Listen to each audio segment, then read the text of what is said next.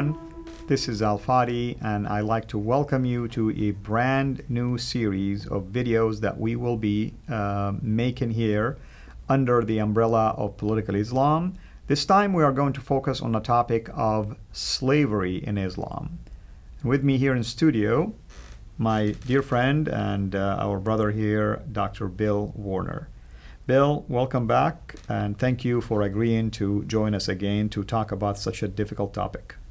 Well, actually, the reason I do it is you and I have fun discussing this. Amen. So, Bill, slavery in Islam is, in and of itself, just the topic or the title is troubling. Yes. And especially in an age that we're living in where people are becoming more and more hypersensitive to anything that is historical. You know, I mean, we see the topic of reprobation in the U.S., you know, about things that happened in the past, actually. Right. We're not like happening right now, or things that were not even ordained, for instance, by any religious authority. They were done just by men. Mm-hmm. So when it comes to slavery in Islam, you've done some research on that, you know. Yes. Share some of the things that you came across yourself. I mean, I'm asking you as a Westerner, of course, because I want to show people who are Westerners or not Arab speakers how easy it is to uncover things like this. Well, I spent 8 years teaching at basically a black university. And one of the things that I noticed is they knew nothing about slavery except they were very sensitive to it. The theory is that evil white men on wooden ships went into Africa and brought back slaves to bring to America.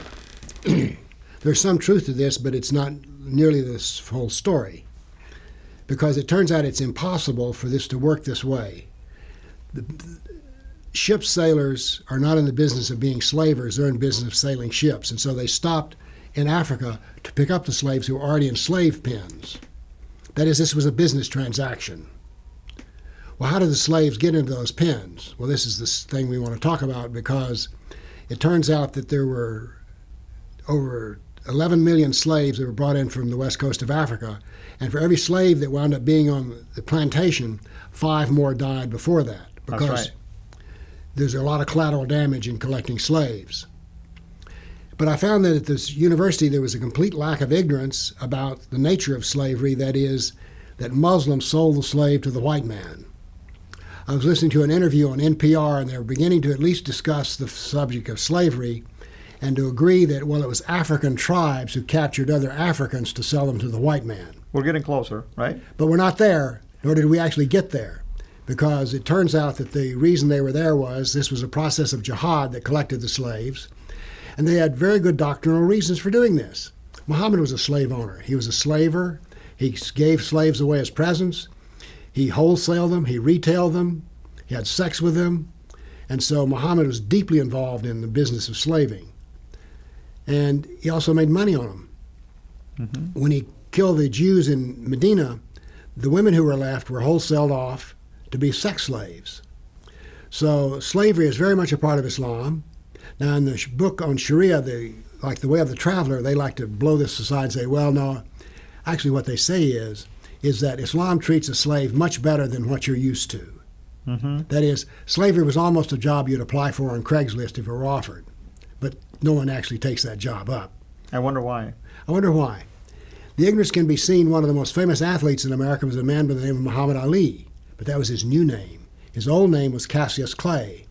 Now, what's interesting is that Cassius Clay was a white man who was an abolitionist. He fought for this freedom of slavery. And what did Cassius Clay take as his new name? Muhammad Ali. Muhammad was a slave trader and Ali was a slave trader. The reason this is important is I have no objection to what a man wants to call himself, but at least you need to know the origins of it. And so you took off the name, the white abolitionist, and put on the cloak of the black slaver. So I think that we need to understand this, because you may say, well, this is just all of the history, Bill. Wrong. Go to your browser and just look up this. Modern slavery Africa. Some estimates are there's as many as 9 million slaves being held in Africa today. This is important. I think it's also important that we understand history in the correct manner. That is, I don't say that the white men involved in this trade were any good, but I do say that the ones who put the business together were not any better than they were. We need to understand something else, is that we think of slavery in America as being black slaves. Well, there were Hindu slaves, there were white slaves. There were all manner of slaves. And again, I don't blame Muhammad for being a slave trader, because in his time and position, this was possible. That is, it was part of the culture. But we come back to this thing called the Sunnah, which is Muhammad is the perfect example of the perfect life. And so if he was a slave trader and had slaves, then why can't any other Muslim have it? That's right. So we have here that Allah ordained slavery. As a matter of fact, one of the things you mentioned earlier in the hadith, which was that if a slave tries to escape, that's bad. His prayers won't be, if you try to escape from your master, your prayers won't be heard. And what was the only way out of this slavery? If you converted to Islam, there was a possibility that you might be freed. But if you didn't convert, you would not be freed. So there's a whole business of slavery within the Islam, and it goes off into more details, which you can cover later. But the fact is, Islam and slavery are like this. They're bound up with each other. Even the poetic language. Muhammad's father was Abdullah. Abd is slave of Allah. That's right. So even being a slave is viewed as the best way to live your life. And Muhammad always said, don't praise me or consider me to be special. I'm just a slave of Allah. Exactly. Basically. And in other words, it's almost like pacifying the term slave here. It's like, it's a good virtue to be a slave. But again, I come back to, if it's such a virtuous thing and such a good thing, how come you can't just put an ad in the paper? Wanted, slaves, apply. That's true.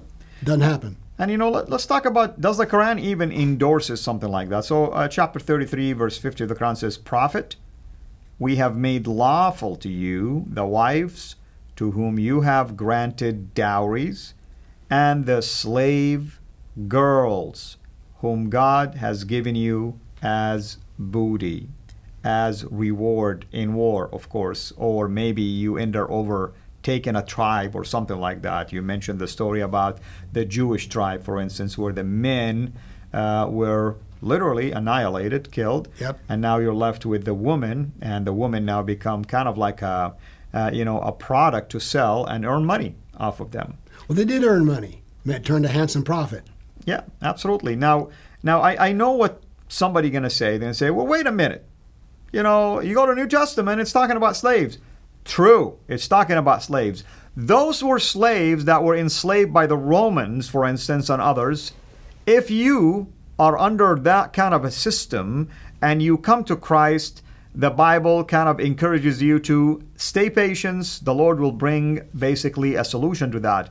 Nowhere you're going to find Jesus or the apostles saying, I want you to go, and if you collect women, make them slaves. Or if you collect people from different nations, make slaves. He didn't say go and make slaves. He said go and make disciples. Here it says the following, we have made lawful to you.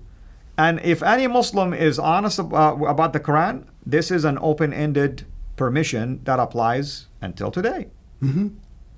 Because the Quran is eternal. The Sunnah is eternal, that is the actions of Muhammad. So this is not just something that happened in the past.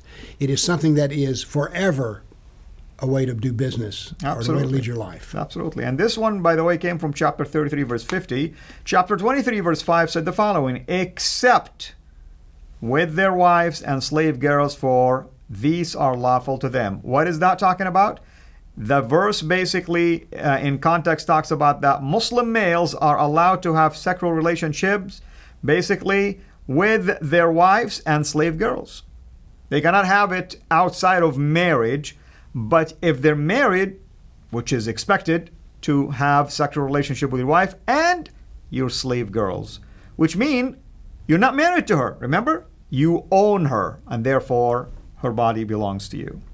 There's something interesting, by the way, about this, which is that if you're captured and you have a husband, since Muslims are forbidden to have sex with another man's wife, when you're captured, you're automatically divorced. That's right. That's right. And the scripture indeed talks about the fact that even if a slave, like you said, before she was captured, was a married person, by virtue of being a slave now, you can kiss your marriage goodbye because you're no longer obligated to that marriage, but now you're mine. I decide what to do with you.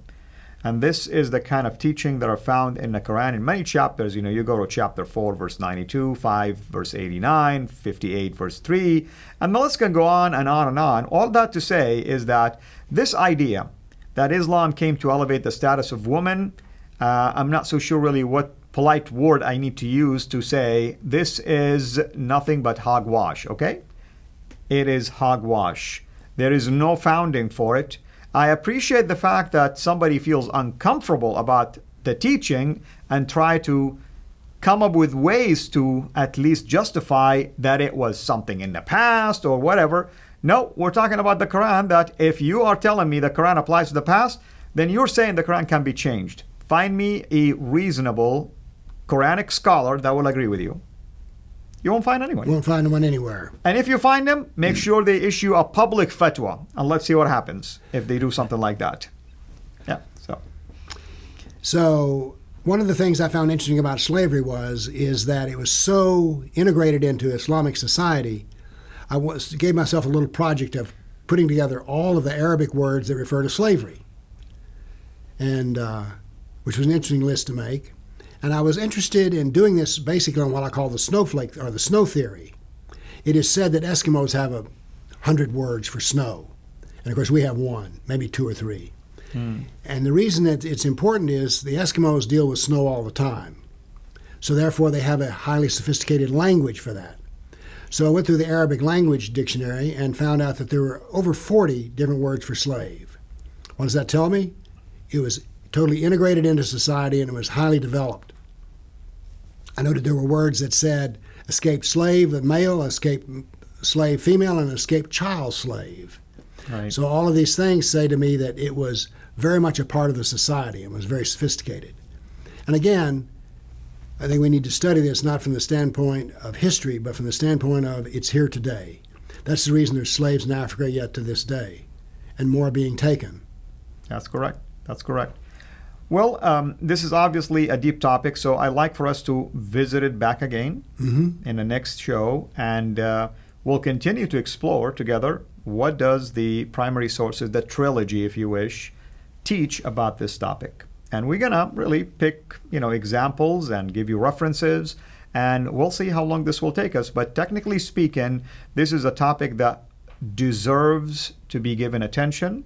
I know myself and Dr. J. Smith did a number of those, episodes on this particular topic, and we talked about the trade, the slave trade, basically, and this idea that it's Westerners versus Muslims, for instance, and we covered all of that. But here we want to revisit it one more time, myself and Dr. Bill Warner, and now we want to show you also other references from the Quran and the Hadith that endorses slavery. And it really has no regard in terms of women being married, women being young, and so on and so forth. So until we meet again, hang tight. Lord bless you. Thank you for watching. Please like our video, and we encourage you to subscribe to our YouTube channel, CIRA International. And be sure also to click the bell so that you receive notifications whenever we upload new videos into the channel. And finally, I like to prayerfully encourage you to become a patron through Patreon. Your giving is much needed and will enable us to produce more and more of videos like this so that we can publish them on a weekly basis. So thank you in advance.